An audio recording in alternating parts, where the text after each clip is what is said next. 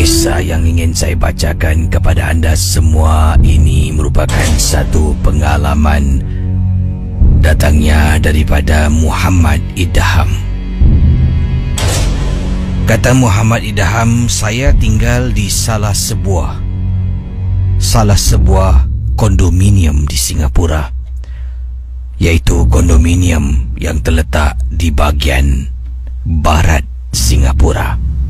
Kondominium saya ni ada bilik jacuzzi, ada juga bilik untuk kita gunakan sauna. Sauna ini adalah bilik panas, wap angin panas duduk di dalam.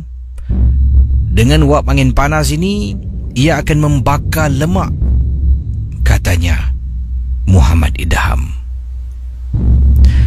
Saya tinggal sini dah lama, Kisi. Mula-mula bila kemudahan ini seperti jacuzzi, sauna diperkenalkan dekat kondominium ini, sentiasa ramai orang, Kisi. Orang akan beratur, orang akan tunggu giliran untuk menggunakan kemudahan dalam kondominium ini. Tapi sekarang, Kisi, kadang-kadang langsung tak ada orang. Kejadian ini berlaku ketika saya menggunakan sauna seorang diri pada waktu malam. Kolam renang akan ditutup. Kolam renang ditutup sekitar jam 10 malam. Sebabnya selepas 10 malam memang tidak dibenarkan mandi dalam kolam renang, takut mengganggu penduduk-penduduk yang tinggal berdekatan dengan kolam renang, kata Muhammad Idham. Tapi sauna, jacuzzi, ia ditempatkan dalam sebuah bilik. Dan sauna serta jacuzzi dibuka 24 jam isi. Malam itu setelah saya mandi, saya pun langsung ke bilik sauna. Dengan berkemban tuala, saya duduk. Sambil-sambil tu saya pejamkan mata untuk tenangkan fikiran. Handphone memang tak bawa. Kalau bawa pun mana nak letak. Lagipun dalam bilik itu beruap panas. Katanya Muhammad Idham, apabila sedang duduk pejamkan mata, saya terdengar, Kisi, alunan suara yang amat menakutkan saya. Pendengar Ria 897 FM, katanya Muhammad Idham, daripada saya cuba pejam mata nak tenangkan diri, akhirnya ia seolah-olah mengganggu ketenteraman saya. Saya buka mata, tengok depan, tengok kiri, tengok kanan. Dalam bilik sauna tu hanya saya seorang saja yang ada, Kisi. Tidak ada orang lain. Dalam bilik sauna tu juga ada cermin. Ada cermin. Cermin tu sentiasa beruap dengan air. Dengan keadaan uap panas. Jadi, katanya Muhammad Idham, setelah hampir setengah jam saya berada dalam bilik sauna, akhirnya saya nak undurkan diri. Nak keluar dari bilik sauna, kemudian nak bilas badan, baru naik ke atas ke rumah saya. Sedang saya berdiri untuk betulkan tuala saya sebelum saya keluar daripada bilik sauna. Pendengar Misteri Jam 12, anda bayangkan, saya ni sempat lap cermin yang ada di tepi saya. Saya lap sebabnya ia penuh dengan wap. Setelah saya lap cermin, kemudian saya berdiri sambil melihat tubuh saya di hadapan cermin. Sedang saya berbuat demikian, saya terdengar suara yang sama muncul buat kali kedua, Kesi. Bayangkan pendengar Ria 897.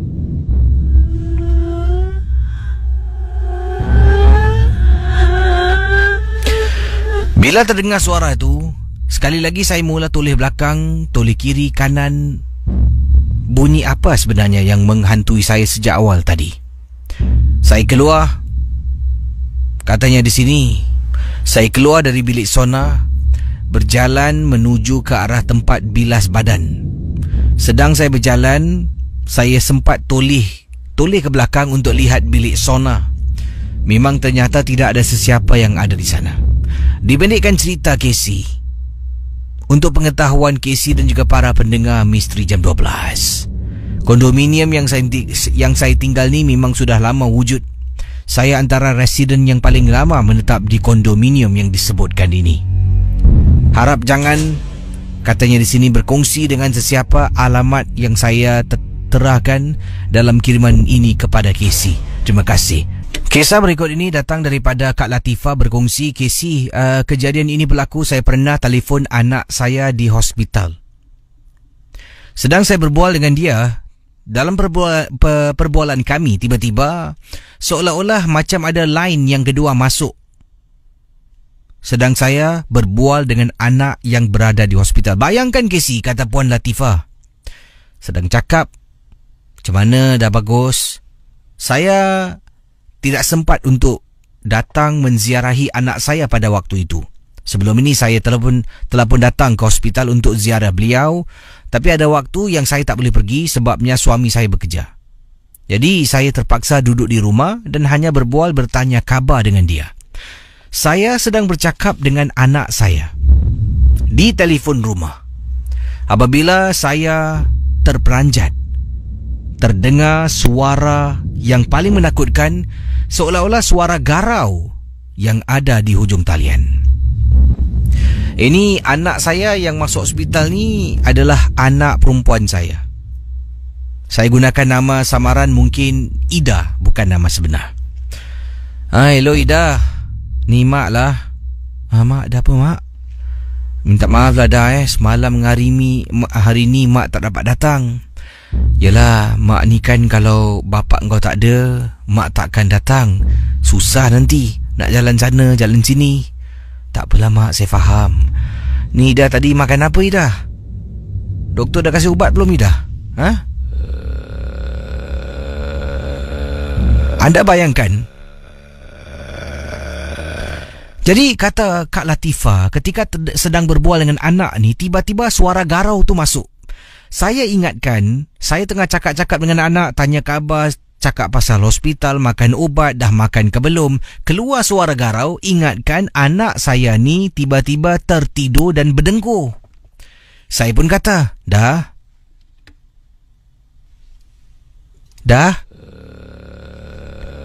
Budak ni berdengkur pula. Dah?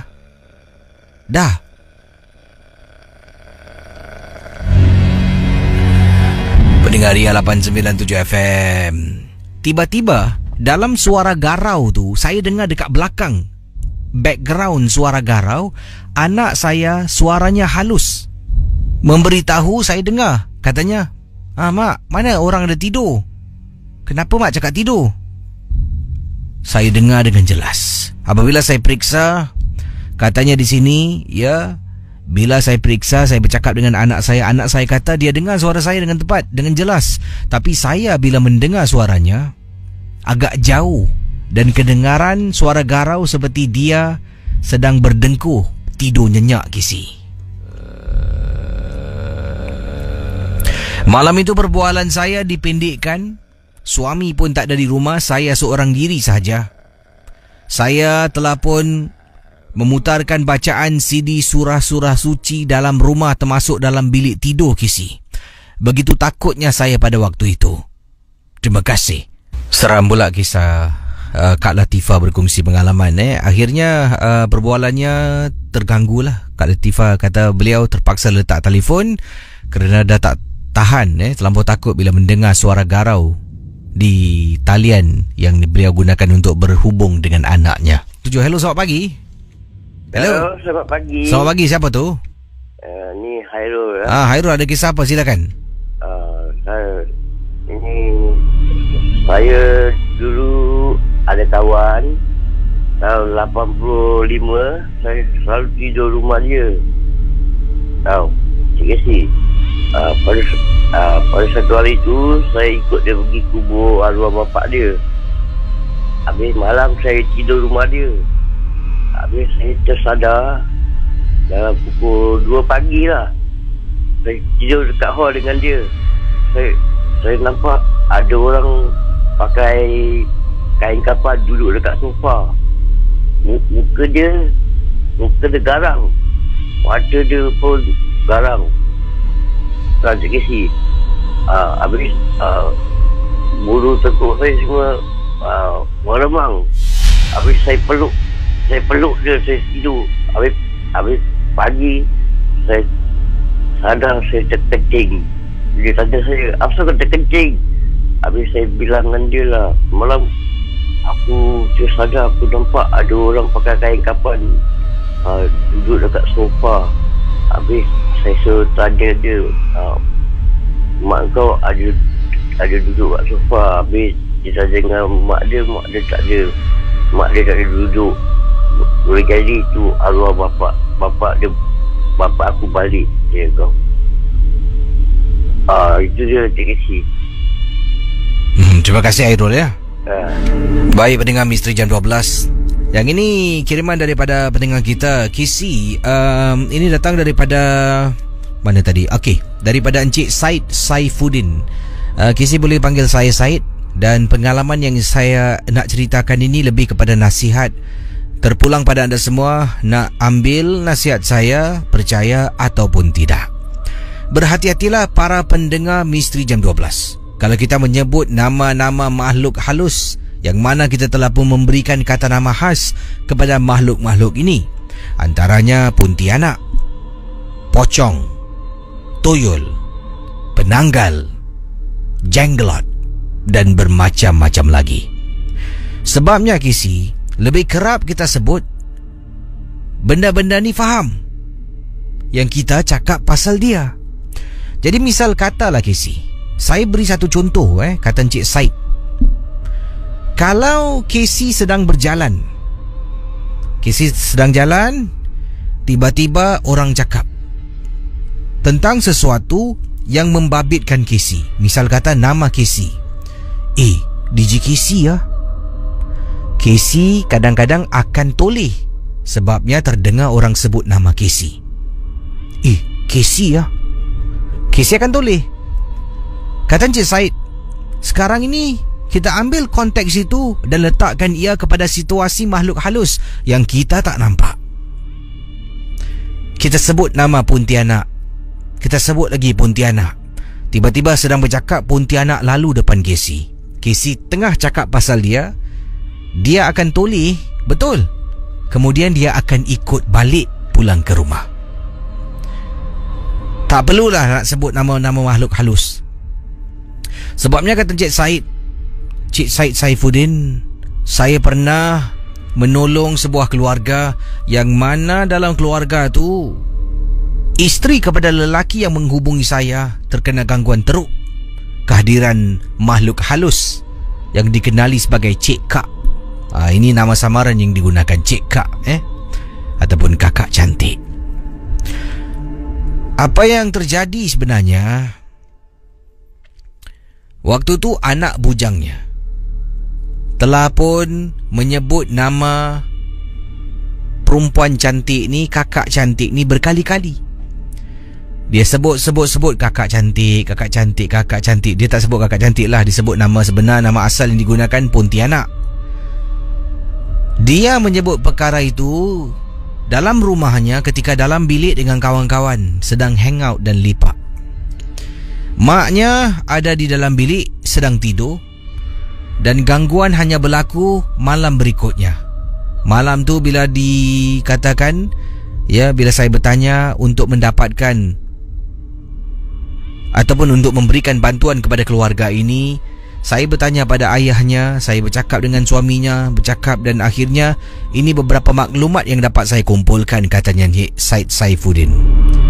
Jadi anak sedang bermain dengan kawan-kawan dan mereka dapati kalau sebut katanya satu laman web, cuba sebut nama makhluk halus ni berkali-kali, kemudian katakan yang kau nak jumpa, kau nak datang, nak tengok. Mereka buat Casey, tapi tidak berhasil. Cuma yang berhasilnya bukan mereka nampak. Ibu kepada salah seorang yang ada dalam bilik itu, iaitu tuan rumah terkena sampukan gangguan kakak cantik. Saya datang, saya cuba buat apa yang boleh, yang saya mampu, dan akhirnya makhluk halus yang dikenali sebagai Pontianak tidak lagi mengganggu wanita berkenaan. Kasihan saya lihat. Anak punya pasal, ibu yang dipertanggungjawabkan. Terima kasih. Hello, selamat pagi. Hello, siapa tu? Hello. Hai, siapa bercakap ni? Oh, Assalamualaikum. Kasih ke? Waalaikumsalam. Ya, saya. Saya Amar daripada Ulu Langat, Selangor. Ulu Langat, Selangor Yalah. Wah, jauh ni. Okey, kita teruskan dengan kisah anda tentang pengalaman ni. Tentang apa? Silakan. Ini baru saja terjadi pada 2-3 malam lepas lah. Hari Senin malam. Di mana saya berada di pejabat lah. Saya ada banyak kerja, so saya bekerja lebih masa. Memang biasanya kalau kerja lebih masa, saya akan kerja overtime lah. Biasanya paling lewat sampai pukul 8.30 malam. Tapi memang kebiasaannya, memang kalau saya seorang-seorang buat kerja, memang selalu terkena gangguan jugalah kiranya. Cuma pada hari biasanya saya kena gangguan tak teruk. Macam dengar bunyi ketukan pada dinding dan sebagainya. Tapi saya buat tak indah lah sebab dah biasa. Tapi pada 2 malam lepas saya terkena lebih teruk sikit lah. Di mananya lebih kurang 7.40 masa tu memang semua orang dah balik. Tinggal saya seorang je. Pejabat sini bilik dia bentuk lebih kurang segi 4 tempat lah. Ada 2 pintu di sebelah kiri dengan sebelah kanan biliknya. Okey. So masa saya tengah buat kerja sampai pukul dalam 8 suku macam tu, saya berhenti, saya solat isyak. So bila saya solat isyak, habis solat isyak tu, elok je saya habis berdoa. Di sebelah hujung sebelah kanan saya terdengar bunyi ketikan papan kunci, keyboard komputer. Dia berketuk macam orang tengah buat kerja dengan sangat-sangat busy lah. Ketuk dalam beberapa saat, lepas tu dia senyap. Saya pun okey, dah okey lah kot. Dalam beberapa saat lepas dia senyap tu, dia bunyi sebelah kiri pula. Tapi kali ni dia lebih perlahan sikit bunyi dia. Macam dia bunyi papan kunci tu, dia pelan-pelan dia tekan tapi ada bunyi lah. Okey. Saya pun dah macam menggelabah sikit lah, tapi tak dah biasa. Lepas tu dia senyap lah. Tapi lepas beberapa detik je dia senyap, kedua-dua pintu keluar daripada bilik pejabat saya tu bergegar. Macam ada orang tengah marah cuba buka pintu yang berkunci, bergegar dalam beberapa saat, dia kurang ketiga ke 4 saat ni tu. Memang satu gangguan yang saya tak pernah kena lah. Lepas saya dah ada berhenti tu, saya tak ada cerita banyak. Saya terus shutdown komputer, saya balik lah. Tak berani lah tunggu lama, saya seorang tak pejabat kan. Jadi baru jadi hari Senin lepas. Pejabat anda tu memang jarang orang akan overtime lah.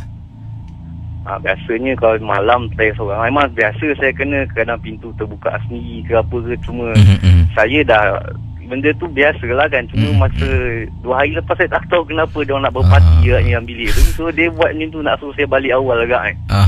Jadi itulah pengalaman saya baru kena 2 hari malam lepas lah. Terima kasih sama-sama Kisri. Itu dia pendengar kita dari Ulu Langat, Selangor. Terima kasih kepada pendengar Ulu Langat. Siapa yang sedang mendengar sekarang ini dan di mana anda sekarang berada mendengar rancangan MG12. Yang ini kiriman daripada Nur Azura. Casey, katanya saya nak menegur sedikit. Ini tentang sesetengah peniaga yang menggunakan seperti katanya pelaris untuk melariskan perniagaan mereka. Ada di antara mereka menggunakan cili kering yang diikat, digantung dekat atas kedai. Itu tu sebagai pelaris, Casey. Ada juga yang menggunakan tulisan ayat-ayat ringkas yang ditampal bahagian-bahagian tertentu dekat kedai dengan harapan para pengunjung kedai, para pelanggan tak dapat lihat. Ada juga menggunakan khidmat-khidmat bomo untuk melakukan kedai mereka. Pendengar Misteri Jam 12, apa yang terjadi, ada sebuah gerai. Ini bukan di Singapura tapi di seberang tambak. Saya tak nak sebutkan di manakah gerainya, tetapi bayangkan nama gerai yang dikatakan di sini yang sungguh popular. adalah gerai menjual mi soto. Dan nama mi soto ni adalah Mi Soto Saka. Bayangkan, sekali pandang memang seram ke si, memang menakutkan. Tapi saya tak pastilah adakah benar-benar mi soto ni mengandungi bahan-bahan saka. Akan tetapi ke si, nasihat saya pada semua, tolonglah gunakan nama-nama yang baik-baik. Sebab itu kan barang makan. Menggunakan nama saka seolah-olah mengagung-agungkan makhluk seperti syaitan. Renung-renungkanlah. Terima kasih. Mohon maaf kalau terasa dan saya hanya sekadar memberi pendapat pandangan saya saja. Misteri Jam 12. Baik pendengar Misteri Jam 12. Satu lagi kisah sebelum saya berehat seketika dengan berkongsi lebih banyak lagi pengalaman-pengalaman anda. Ini bercakap tentang gerai makanan. Saya ada mengumpul beberapa kisah berkaitan dengan gerai makanan. Ini datang daripada Nora. Kata Nora, saya pernah meniaga kisi. 2 kali meniaga gagal. Saya sebenarnya tidak ingin menyalahkan orang. Akan tetapi, saya hanya berkongsi pengalaman saya. 2 kali berniaga, 2 kali saya gagal. Saya berpindah ke tempat lain, mula lagi perniagaan tetapi tetap gagal. Apa yang terjadi? Saya dapat tahu gerai saya telah pun disihir. Ya, mungkin ada yang tidak boleh terima. Tidak boleh terima dalam perniagaan, pastinya ada persaingan, kata Nora. Jadi bayangkan, saya ni sebenarnya gerai yang pertama. Saya yang pertama ada di sana. Saya menjual makanan nasi lemak. Nasi lemak saya ni alhamdulillah mendapat sambutan. Ya, lebih ramai yang datang ke gerai saya. Jadi apa yang terjadi? Gerai, ada satu lagi gerai ni, gerai orang Melayu kita yang baru dibuka.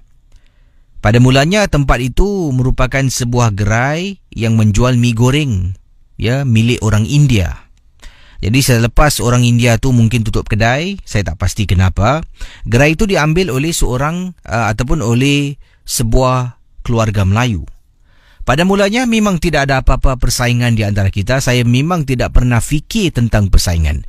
Malah pada pandangan saya, kalau dia jual nasi lemak pun sama macam saya tak boleh cakap yang dia tiru saya. Sebabnya di Singapura ni banyak lagi tempat lain pun yang menjual nasi lemak. Mungkin saya pula tiru mereka. Jadi sebab itulah pada pandangan saya, rezeki di mana-mana, rezeki ini adalah pemberian Allah. Kita hanya berusaha dan bekerja dengan jujur, dengan amanah, dan rezeki akan datang dengan sendirinya. Kesi, mulanya saya dapat tahu mereka menjual nasi ayam dan juga goreng-gorengan seperti nasi goreng, mi goreng dan sebagainya. Itu 2 jenis makanan yang mereka jual. Apabila mungkin agaknya melihat queue yang begitu panjang di gerai saya menjual nasi lemak, mereka mula juga menambahkan menu nasi lemak dalam menu mereka. Ya. Jadi apa yang berlaku bila mereka jual nasi lemak, queue saya ni kalau panjang, yang tak sanggup nak beratur akan pergi ke gerainya. Saya tak kisah. Kita berkongsi. Kalau untung, sama-sama untunglah. Tapi masalahnya sekarang, saya rasalah pada pandangan saya, kata Nora, empunya diri ni, kalau boleh dia nak bulut semua pelanggan-pelanggan saya, suruh melanggani ataupun pergi ke gerainya. Kesi, pada mulanya saya dapat lihat ketegangan yang berlaku. Sebabnya bila saya nampak mereka, saya cuba senyum, mereka buat-buat tak nampak saya. Kalau kita jalan, kita pergi pasar yang sama. Kadang-kadang terserempak, saya cuba ada eye contact. Mati-mati tak nak pandang, tak nak tengok saya. Saya faham Kesi. Mungkin persaingan begitu kuat dalam hidup. Kadang-kadang memang ada persaingan dan mereka rasakan mereka nak bersaing dalam perniagaan ini. Okeylah, kita berbaik ajalah. Sampaikan satu tahap saya rasa ada sesuatu berlaku, saya harus tutup gerai saya dan pindah ke tempat lain untuk mula berniaga. Antara perkara yang berlaku Kesi, sejak mereka menjual nasi lemak, sejak mereka berniaga dekat gerai tersebut, malam-malam hari pelanggan saya datang. Ya, datang dekat saya bawa nasi lemak yang saya jual, katanya basi. Kak, nasi kakak dah basi lah. Pada mulanya macam tak percaya. Tak pernah saya masak nasi basi. Datang ke si. Mungkin saya rasa agaknya, yalah, nasi lemak kalau kena dengan timun, diperap, disimpan lama, boleh jadi basi ke si. Jadi lama kelamaan bukan satu, malah ramai juga yang datang, katanya nasi basi, nasi basi, nasi basi. Sampaikan pelanggan-pelanggan saya ni lari pergi dekat gerainya. Tak kisah, tetap saya terus berniaga, Casey. Tetap saya terus berniaga, saya terus mencari rezeki dengan cara yang jujur dan halal. Pendengar Misteri Jam 12, yang paling menyeramkan, salah seorang customer saya. Ya, salah seorang customer, pelanggan saya yang membeli nasi lemak saya. Kebetulan, Casey, beliau adalah seorang perawat, tukang obat. Bila dia datang dekat gerai saya, dia pun memanggil saya dekat tepi. Katanya, Nora, boleh tak Wak jumpa Nora sekejap? Dia tarik saya keluar jauh daripada gerai. Kemudian dia kata, Wak nak bantu Nora. Wak rasa gerai Nora ni ada orang hantar barang. Pada mulanya saya ketawa. Saya kata, tak adalah Wak. Nora tak perasan ke? Gerai Nora ni macam tak ada orang je. Saya terdiam. Mungkin tak musim tak orang nak makan nasi lemak. Ya ke? Tapi kenapa gerai yang ujung yang baru buka tu ramai orang makan nasi lemak dia? Kemudian saya rasakan mungkin kebetulan sajalah. Wak itu pun memberitahu, Nora, kalau Nora nak tahu, Wak boleh nampak dekat atas gerai Nora ada makhluk besar sangat bersayap sedang tutup gerai Nora. Jadi orang tak nampak. Dan juga ada tak kejadian aneh berlaku baru-baru ini? Saya pun ceritakan yang saya mendapat banyak komplain ataupun aduan daripada para pelanggan mengatakan nasi lemak yang mereka beli sudah basi. Jadi dari situ saya tahu mereka bermain kotor. Pakar ni cuba bantu. Setiap kali pakar ni bantu, besok lusa dia akan hantar yang lebih dahsyat, yang lebih kuat. Sampaikan saya kata pada pakar ni, Wak, sudahlah Wak. Nora rasa Nora pun dah tak bermaya nak lawan lagi. Nora akan tutup kedai dan pergi tempat lain. Casey, kali kedua buka gerai di tempat yang lain, ini pun sama juga, Casey. Sebabnya bila saya pergi ke tempat yang lain, kebetulan gerai ini menjual makanan yang agak serupa. Bila saya datang ni, konon-konon macam saya tiru menu yang dia ada. Tapi itu kepakaran saya, Casey, memasak nasi lemak. Sama perkara berlaku. Sampaikan saya cakap pada diri saya dengan suami, dah lah bang, kita tak payah meniaga sudah bang. Sedih, Casey, melihat sikap dan sifat orang Melayu kita ni mementingkan diri sendiri dan menggunakan cara-cara tertentu untuk menjatuhkan orang lain. Hello, selamat pagi. Selamat pagi. Assalamualaikum. Assalamualaikum. Siapa tu? Saya ini dah keluar itu belum? Radio belum? Sudah. Sudah. Terus ada siapa nama ni? Nama saya tadi tak mau sebut nama saya sebenarnya boleh? Pasal ini Casey kan? Casey punya rancangan. Saya nak berhubung dengan dia. Silakan. Okey, baik. Halo. Silakan. Ya, okey. Halo. Silakan. Ya, saya Pakcik Ibrahim lah. Saya lahir pada tahun 40-an lah. Ini kisahnya di dalam zaman 50-an lah.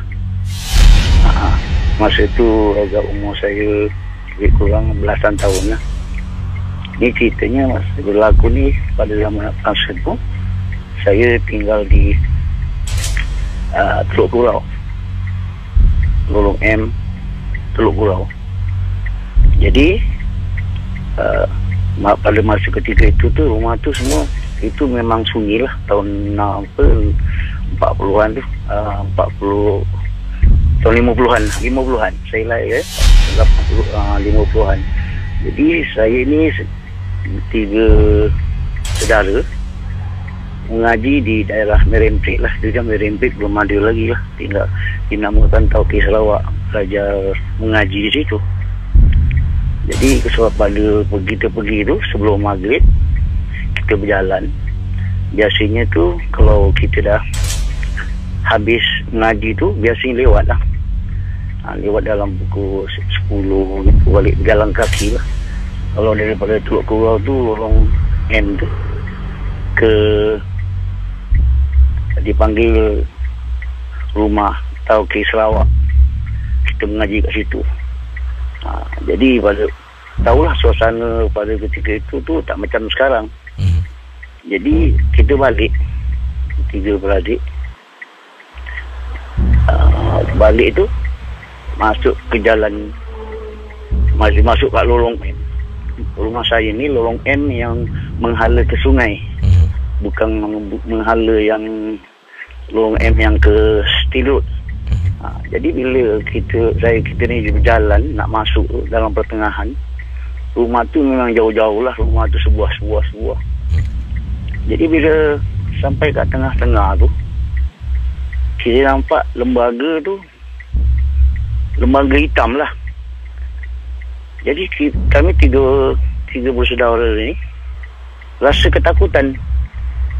Nak masuk jalan, masuk dalam pertengahan jauh, nak keluar jauh, nak ke rumah pun jauh. Jadi bila ketakutan, umur dalam 12 tahun, 13 tahun gitu lah. Jadi saya dengan saudara ni, tiba-tiga ni kata macam mana, kita rasa macam gementar lah, takut. Memang kita baca-baca gitu. Jadi bila kita dah baca-baca, terus kita lari. Kita tak pandang atas, tak pandang belakang, terus kita lari sampai kat rumah tu. Rumah saya ni sebetulnya rumah nenek, tinggal dengan nenek lah, mak dia tinggal dengan nenek lah. Jadi situ banyak pokok tebu dan sebagainya. Jadi bila masuk tu, mak tanya kenapa kita nampak lembaga hitam. Jadi macam ketakutan lah. Kali tak tahu macam mana, mak kata okey, kasih minum air. Kita pun dah rehat. Jadi tak tahu macam mana, kami pun tidur. Jadi besoknya tu, pagi tu, bila kita lalu nak keluar tempat yang sama, mak tanyalah, kat mana yang kau nak buat benda tu? Dekat atas. Jadi sebenarnya yang kita lihat tu bukan lembaga yang perasaan kita sendiri. Sebabnya kenapa? Kerana zaman dulu tu kan banyak tiang-tiang telefon, ada wire-wire tu. Jadi pelepah kelapa tu lah yang nampak seperti lembaga tu, yang sebab kita ketakutan. Pasal kadang-kadang kita takut ni bukan sebab sesuatu, perasaan kita sendirilah. Itu yang dapat saya sampaikan lah, cerita-cerita ni sebagai pengalaman. Kadang-kadang kita takut dengan dengan benda-benda ini, kadang-kadang dengan perasaan kita sendiri.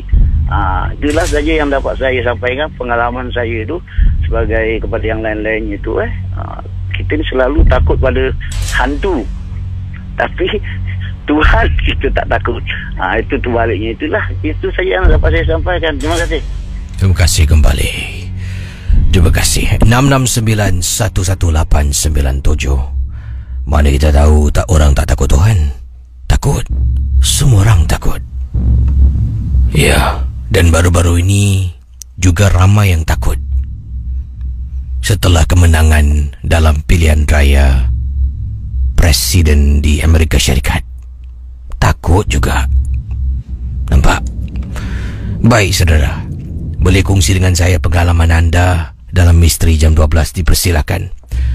Dari Yati berkongsi pengalaman, kata beliau, saya di sini Yati nak berkongsi. Pada waktu petang kalau sedang duduk di rumah, kadang-kadang saya akan terdengar bunyi orang beri salam. Saya ni dah menjadi satu tabiat. Bila dengar orang beri salam, saya akan cakap Waalaikumsalam. Dan Casey, baru saya perasan di depan rumah saya memang tak ada orang pun. Ada kalanya beberapa kali waktu malam, saya memang suka buka pintu rumah saya, Casey. Berangin. Saya punya orang memang suka buka pintu rumah, tapi pintu besi akan ditutup dan diketap dengan mangga. Kalau pintu kayu, saya akan buka dan letakkan tempat penahan pintu. Angin kalau tiup waktu malam tidur, baring dekat ruang tamu sambil menonton TV, memang dingin sangat-sangat. Kejadian ini berlaku pada saya. Saya waktu itu sedang duduk di ruang tamu. Sedang duduk di ruang tamu, dan sambil itu saya sedang message beberapa orang kawan di grup chat. Sedang berbual-bual, tiba-tiba saya ternampak seperti ada orang sedang menjenguk daripada luar rumah saya, kata Yati. Jadi saya perhatikan, kemudian saya kata, "Oi, tak ada kerja lah?" Konon-konon saya marah dan nak menghalau siapa jua yang berada di luar rumah saya sedang menjenguk dalam rumah. Mendengar Misteri Jam 12, kata Yati, "Lat beberapa minit, kepala yang sama mungkin nampak orang yang sama sedang menjenguk." Jadi akhirnya saya pun bangun, saya nak tutup pintu. Bangun nak tutup pintu. Pada waktu itu memang tak terfikirkan tentang gangguan ke, makhluk halus ke, hantu, tidak. Tengah nak tutup pintu, saya dengar, "Assalamualaikum." Ya Allah, Kisi, cara dia beri salam tu dah cukup membuat bulu rumah saya meremang. Dengan segera tutup pintu, ambil handphone, masuk bilik, terus saya tidur, Kisi. Memang menyeramkan sangat-sangat. Okey saudara, silakan 66911897. Itu kisah tadi dari Yati yang berkongsi pengalaman beliau untuk Misteri Jam 12. Hello, selamat pagi. Hello. Halo, Casey. Hai, siapa tu? Nama saya Hekal daripada pinggiran Delima, Selangor. Orang Selangor, silakan. Dari mana pinggiran? Pinggiran Delima. Ada pengalaman tentang apa, Hekal? Silakan. Dia sini bila saya dengar cerita orang telefon tadi, banyak kisah-kisah yang lama. Saya punya kisah ni baru setengah jam tadi. Apa yang berlaku? Dan macam ni, saya memang dah standby nak dengar misi yang 12 lah. Tadi pukul 12 lebih, jadi masa nak menunggu tu perut lapar. Saya sebenarnya, keadaan rumah saya ni keliling hutan. Dia rumah flat tapi dia keliling di hutan. Jadi saya merancang nak cari burger. Sambil mendengar Casey punya misi jam 12 ingat nak makan burger lah. Jadi tu saya pun start betul keluar. Nak pergi ke kedai burger tu dalam 5 ke 10 minit lah. Jadi nak keluar dari taman saya ni ada simpang 3. Jadi sebelah kiri tu memang hutan lah depan tu semua, dan ada satu lampu warna oranye lah, lampu malam, lampu biasa. Tadi masa saya nak keluar, saya perhatikan di simpang 3 tu, saya nak ke kanan dan saya nampak ada perempuan berdiri bawah lampu tu, dan dia berpakaian macam orang kerja kilang. Okey, jadi saya seorang pada rukun tetangga lah untuk pengetahuan Casey. Jadi apa benda yang pelik, kami semua ni akan tengok ataupun bertanya lah. Kalau nampak benda tu macam orang tu tak familiar, jadi saya akan bertanya. Jadi masa tu saya nak keluar dengan besar, duduk sebelah kiri, dia pandang ke arah kiri, saya nak pergi kanan. Jadi saya tanyalah, "Kak, kerja kilang ke? Ada kerja ke si malam ni?" Dia cuma cakap, macam tu yang saya ingat. Jelas. Okey, tak apa. Tak ada respon. Jadi saya pun teruslah pergi beli burger. Pergi dalam 10 minit, habis burger saya balik. Saya nampak dia lagi. Jadi saya rasa macam kemuskilan. Saya takut. Ialah kawasan hutan kiri kanan, dia seorang perempuan. Saya takut benda tak baik berlaku pada dia, ke colik ke apa. So saya pun pergi sekali lagi dengan motor saya pergi ke sebelah dia.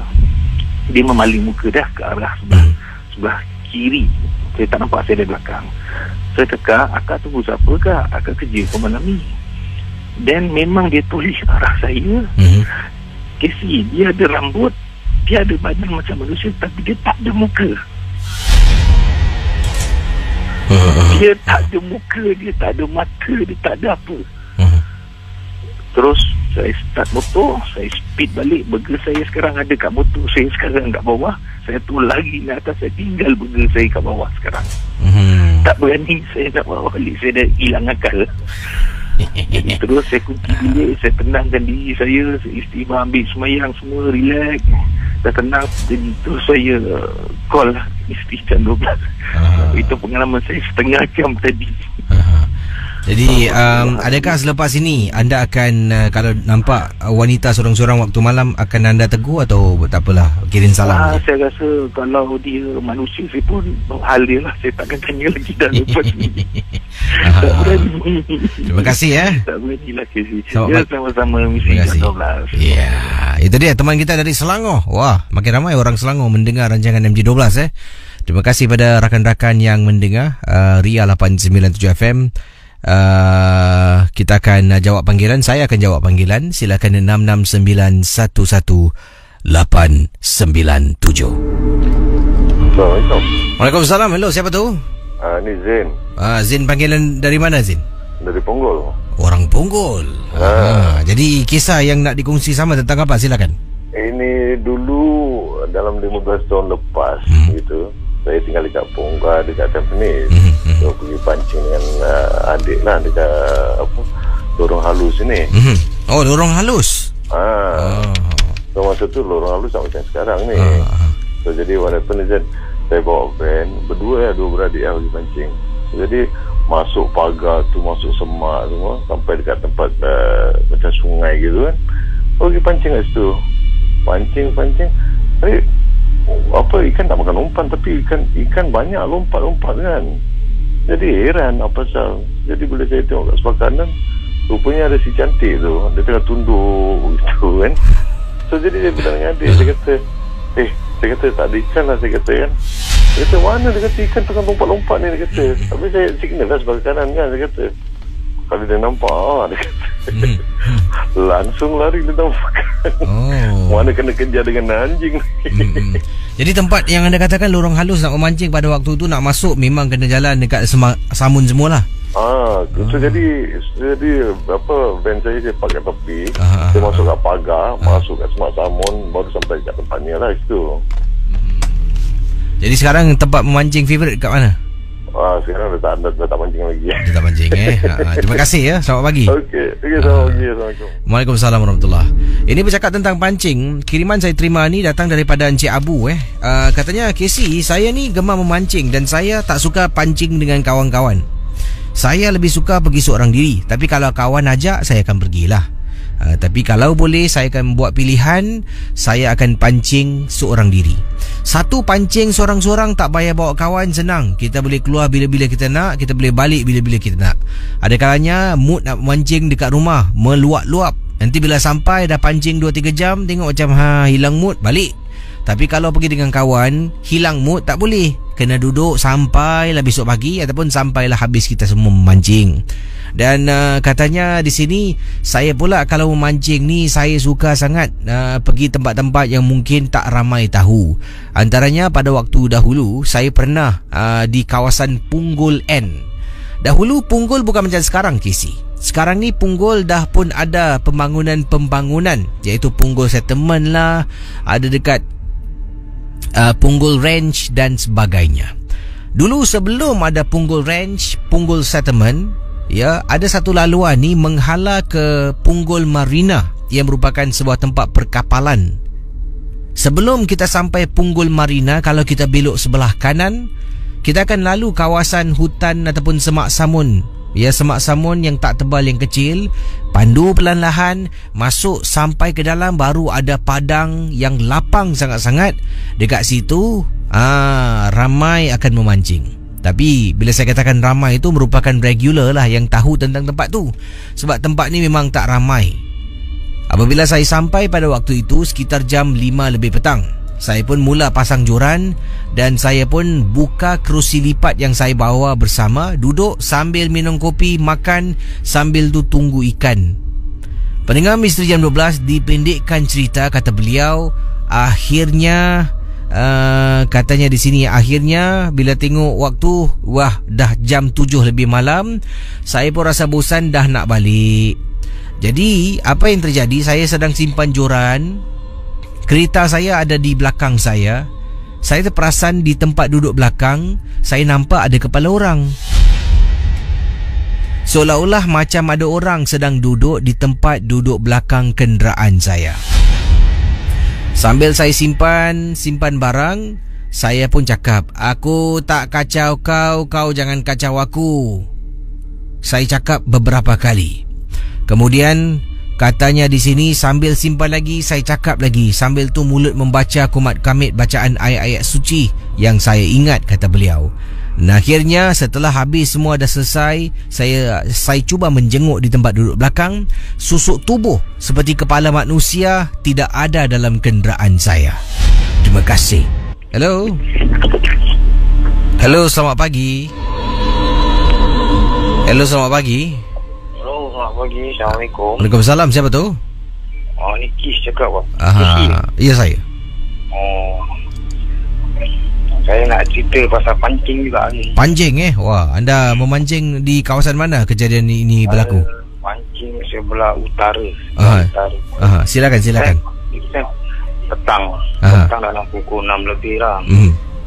Jadi saya masuk di hutan kecil. Saya masuk kali saya sesat lagi, tak boleh keluar sampai ke malam. Anda seorang lah? Seorang lah. Wah, berani betul. Tapi saya jalan. Saya nampak satu macam army punya training tempat yang ada batu-batu kan. Sampai ke situ lagi. Tapi dah masuk air lah. Saya ingat air tu cetek, hari masuk lumpur. Lepas tu saya jalan kan. Lepas tu saya ikut lah. Saya rasa tu tempat army training saya dah masuk lagi. Sebelah utara. Sampai ke pagi, sampai pukul 7 pagi dah 6 lebih tu dah terang kan. Baru saya dapat keluar. Jadi waktu anda sesat dekat dalam tu, anda rasa sesat ke ataupun mungkin anda mata anda dikaburi untuk cari jalan keluar tu? Ini saya suspect kena kabur lagi. Kena kabur tapi saya malam tu saya duduk dalam hutan tu. Saya perasan macam kunang-kunang. Beribu ke sih. Apa yang saya boleh baca, saya baca lah. Janji dapat keluar lah. Terima kasih ya. Dapat keluar. Assalamualaikum. Waalaikumsalam warahmatullahi ta'ala wabarakatuh. Okey saudara, saya akan undurkan diri dalam Misteri Jam 12. Sebenarnya malam ni saya telah pun lebihkan banyak panggilan. Setelah saya mendapat maklum balas, ada kata nak cuba tembus di bilik siaran. KC kadang-kadang jawab panggilan sikit. Jadi harap maklum. Dan jumpa anda lah esok malam dalam Geng Burung Hantu di Ria 897 FM.